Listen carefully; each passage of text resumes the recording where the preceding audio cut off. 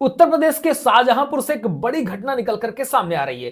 शाहजहांपुर के भटपुरा चिंटू गांव में सुबह होते ही जब चीख पुकार मच गई, जब 30 साल के बलराम की लाश खून से लथपथ बिस्तर पर मिलती है। परिजनों और पड़ोसियों ने जब कमरे में कदम रखा तो उनकी रूह कांप गई।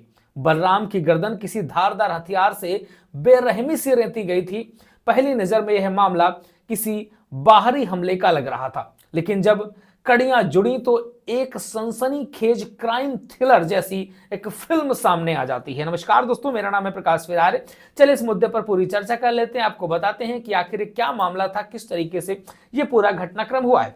पुलिस की जांच और मृतक के भाई राजू की शिकायत ने जब मामले में ट्विस्ट ला दिया, जब मामला पूरा खुलता है तो सभी की आंखें चकाचौंध हो जाती हैं कि भाई ये क्या मामला हो गया। आरोप है कि बलराम की हत्या की स्क्रिप्ट किसी ने नहीं बल्कि उसकी पत्नी पूजा ने लिखी थी। पूजा ने अपने ही भांजे के आदेश के साथ उसके अवैध संबंध थे।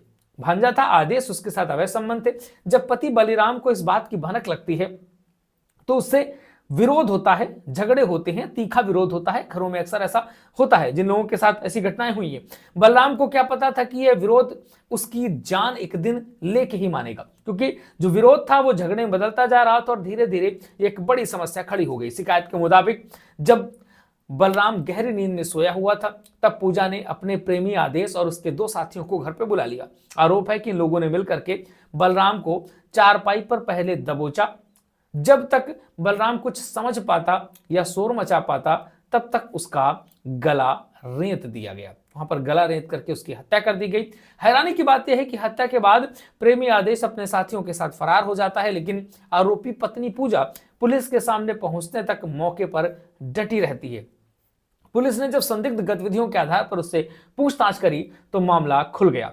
दीक्षा भंवरे, जो कि एसपी ग्रामीण शाहजहांपुर हैं, वो बताती हैं कि सुबह करीब 7:30 बजे पीआरबी के जरिए सूचना मिलती है कि एक पत्नी ने अपने पति की हत्या कर दी है। जब पुलिस मौके पर पहुंचती है तो 30 साल के बलराम मृत अवस्था में पाए जाते हैं। उनकी पत्नी वहीं पर बैठी हुई थी।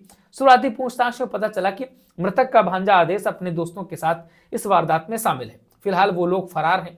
शव को पोस्टमार्टम के लिए भेज दिया गया और तहरीर के आधार पर आगे की कानूनी कार्यवाही की जाएगी, ऐसा वहां की एसपी बताती नजर आती हैं। तो कुल मिलाकर के ऐसा मामला निकल करके आया है कि भांजे के साथ अवैध संबंध होने पर महिला ने अपने पति की ही हत्या करवा दी और इस तरीके के मामले लगातार निकल करके आ रहे हैं। आखिर समाज में इस तरीके की घटनाएं क्यों हो रही हैं, कौन है इसके पीछे जिम्मेदार, क्या सोच इसके पीछे जिम्मेदार है, लिख डालिए कमेंट बॉक्स पे। लगातार अपडेट्स आपको देते रहेंगे, हमारे साथ जुड़े रहिए।